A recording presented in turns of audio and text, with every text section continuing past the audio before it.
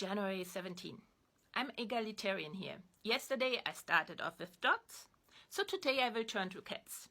A fun fact first. Of all the domestic animals, cats weren't chosen by humans to bring to the homes.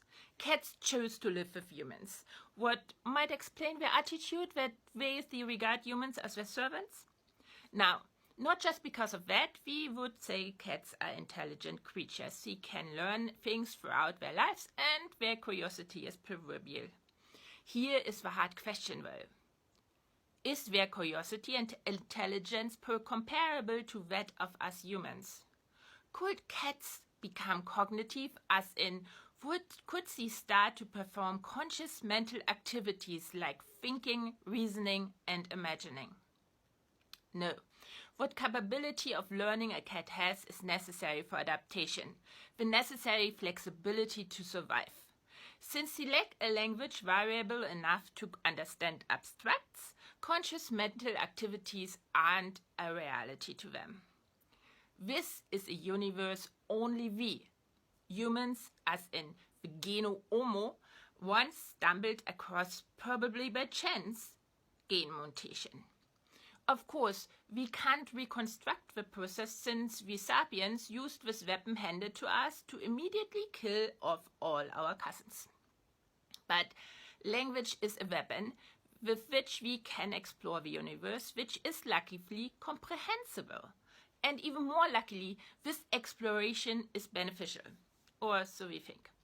Like with any advanced weapon, most of the time we don't need the extra firepower. Like our cats, we too have our innate inductive biases and our basic learning algorithms, which allow us to alter and adapt what we are born with. But the fact is, while cats in Berlin and Boston will always be cats, cats and cats, we can be a whole repertoire of other things than just a human. Though being a Mensch, that's just the German word for human, is something we should all be striving for in the first place. And to be honest, 99% of the lifting required to survive on this planet can be done by relying on smart dump algorithms. But the 1% requires our understanding of the abstract for words, and it turns us into rocket scientists or teachers or artists or everything. What makes us human is the fact that from the beginning of what we call modern human cognition, we've been embedded in larger cognitive structures than we are. The information all around us that we gather and are driven to decode, the data of things known and yet to be discovered. These structures are doing something to us and they are instrumentalizing us for their purposes. That's the symbiosis between humans and data I talked about yesterday. We all have evolved for this cognition. This is 1% more than cats or dogs or even chimpanzees. I repeat, every one of us has evolved for the purpose of thinking, reasoning, imagining, remembering, and so on.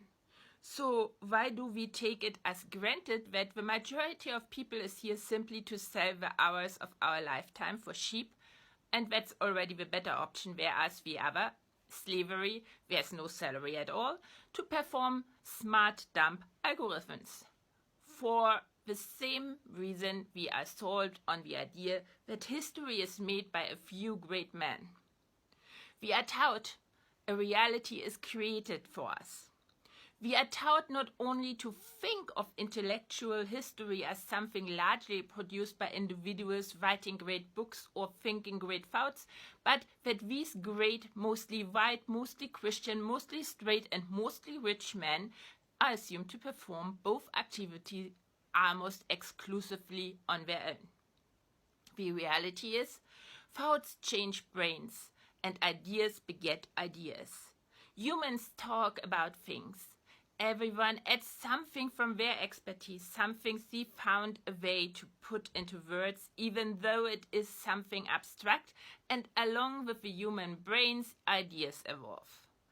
The more diverse the origins, the better the outcome. It's something you can see in the Middle Ages in Europe again.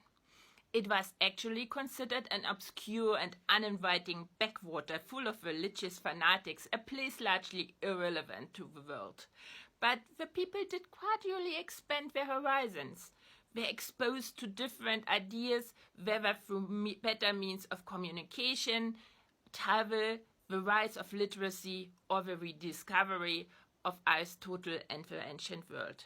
We only know Marco Polo who traveled to China because back home he went to prison and was bored, as was his cellmate, a writer. But there were many Marco Polos in Europe. And we have no idea what influence the traveling tribes had. But when we consider the realities they encountered on their paths, it had to be huge. And despite the mentioned religious fanatics who would call the idea that non-Christian ways were in any way superior atheism, a charge that was potentially a capital offense, the ideas through reading and reflection changed brains and begot new ideas. This led to Europeans heading out to discover and get in contact with an even wider set of ideas. Until, at one point, the ideas challenged those in power. Because if anyone and the indigenous could have better ideas than the few in charge, what would keep those who were told that they weren't born with a special source from discovering that they too have it? And not just that, but that this was what nature had made them for. In short, thinking creates the moves that enable us to work together in large groups, but thinking also puts these moves into question.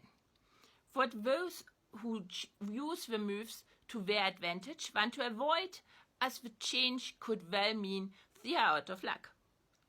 Thinking is not just what the universe has created us for, but thinking is a tiny but huge act of rebellion. So make it a habit. Think.